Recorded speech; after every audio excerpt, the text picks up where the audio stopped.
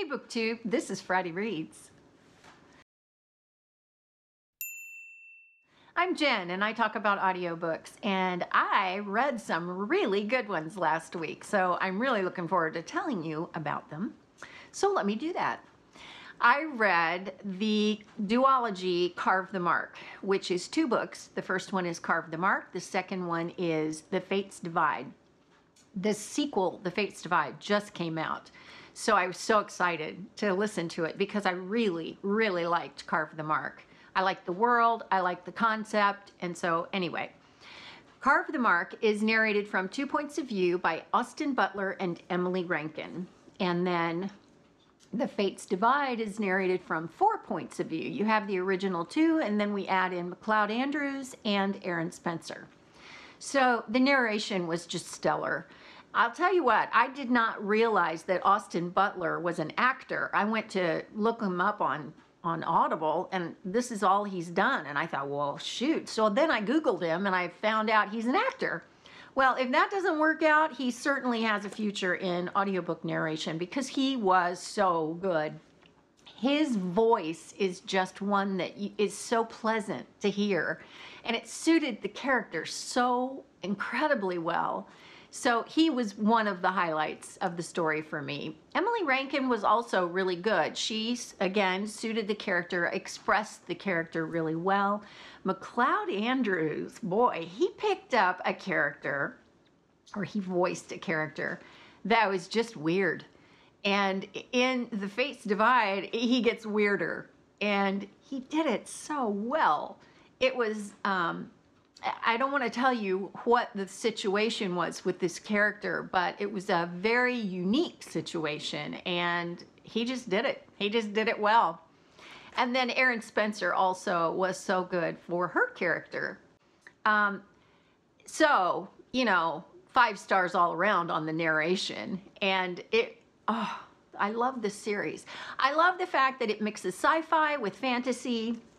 I love that it talks about a disenfranchised people known as the Chotet, and they were wanderers, and then they became warriors pretty much because their planet, after they settled on a planet, was pretty much kind of taken over by another group, and now that group gets recognized in the larger group of planets, kind of like the United Nations, sort of. But the Chotet don't. And so they really want to be recognized. And so really interesting kind of look at culture that way. I really appreciated that part.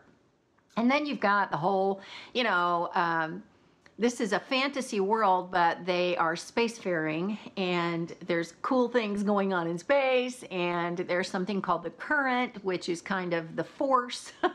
It kind of looks like the Northern Lights, and there are gifts that come with the current, and so they manifest in all kinds of ways if you get one.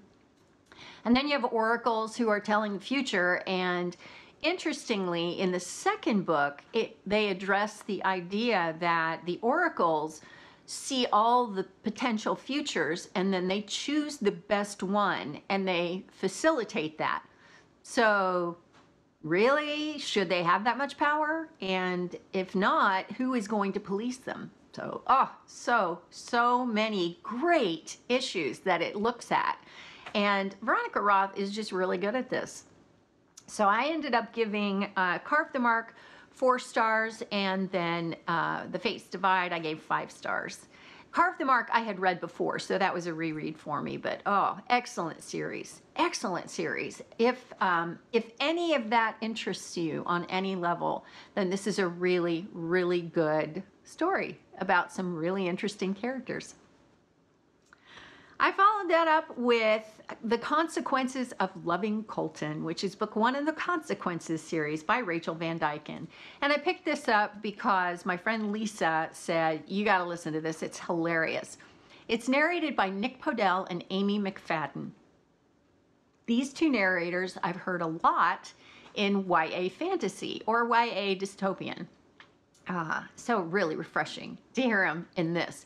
I gave this book 4.5 stars on the narration alone.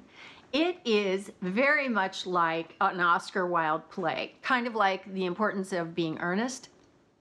It is slapstick comedy and so incredibly funny. Oh my gosh. And the thing is, if you read this in print, you're never going to think it's nearly as funny as I did listening to it, because Nick Podehl and Amy McFadden are amazing.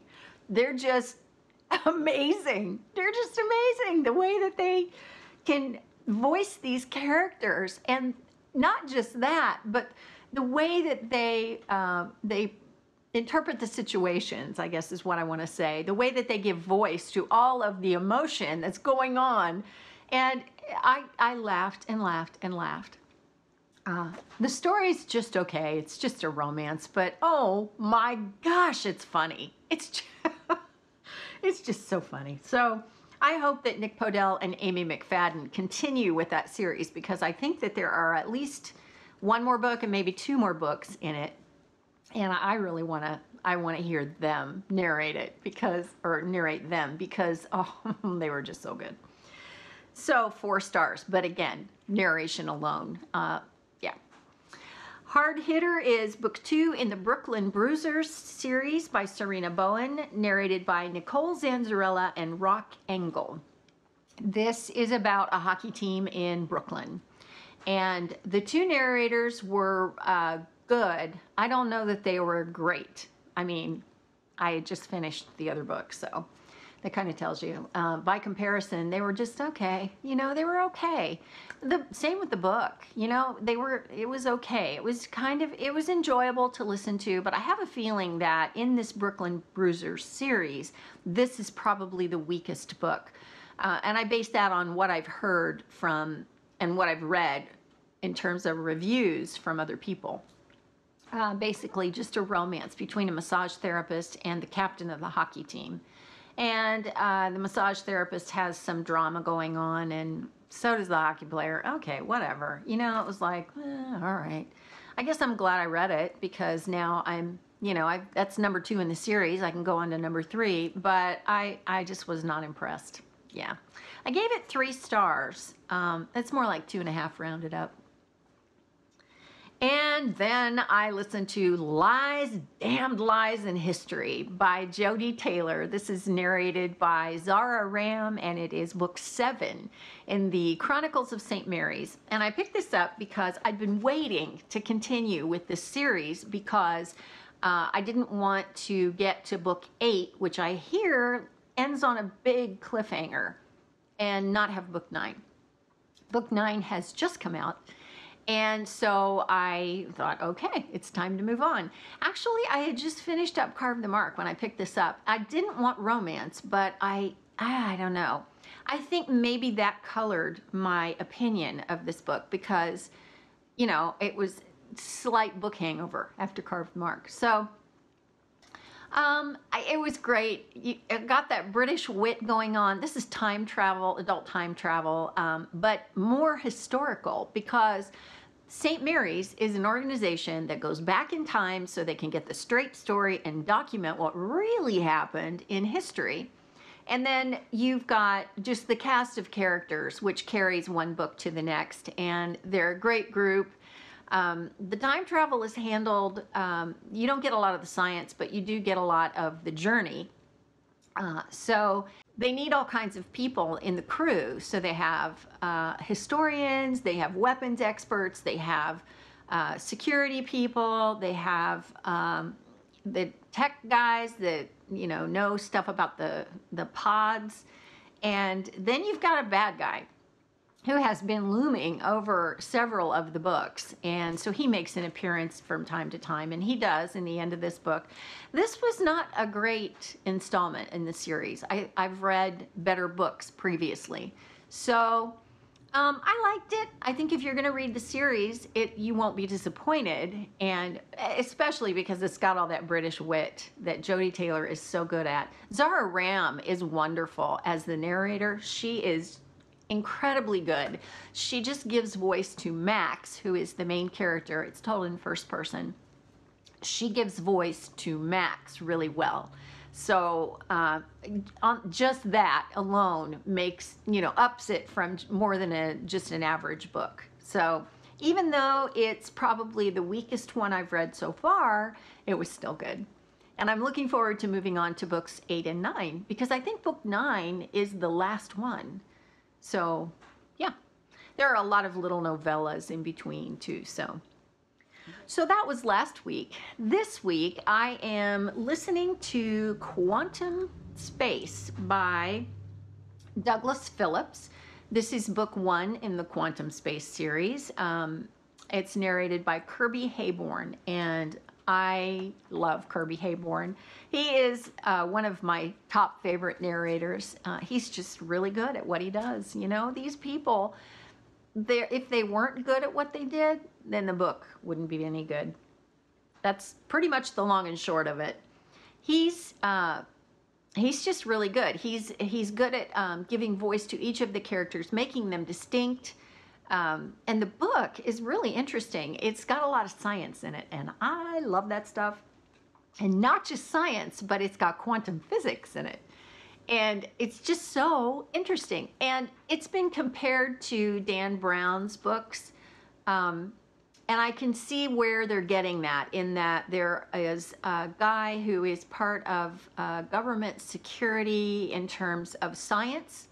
And then you've got somebody from NASA, a woman from NASA, that are trying to get to the bottom of this mystery. What has happened is that 3 guys are coming home from the International Space Station, 2 Russians and an American. And they're in a Soyuz capsule ship, which is a real thing. That's how they get them from here to up to the ISS, like in real life. And it's coming back, and it disappears, and they don't know where it went. So it's just gone. It didn't blow up, it didn't go anywhere, but it's just vanished. And so they're trying to figure out where it is. So you've got that going on, that mystery going on. And then there's the tension of the time, because these guys are going to run out of air, and they're going to start breathing carbon monoxide or carbon dioxide because of, when you breathe out, that's what you breathe out. And then you breathe out enough of it in an oxygen deficient atmosphere, which theirs is quickly becoming, then you kill yourself, basically. We can't breathe carbon dioxide. So anyway, how they get these guys out of it is going to be really interesting because of the way that they got into it. So the mystery is unfolding. And so I'm really enjoying it. I don't know. I look for it to be at least a 4-star book. So that'll be good. I also have romance all over the place. So I will probably pick up a couple of those in the coming week. I'll probably get a lot of listening done because I'm packing. I'm doing a lot of packing, and you know how packing is. It's just, mindless. So it'll be good times to be walking around with my Bluetooth earbuds on. So if you've read any of the books that I've talked about, I always want to talk about them with you. So let's do that in comments. Let me know what you're reading this weekend, and have a good one. Have a great weekend. I will see you next time. Thanks for watching.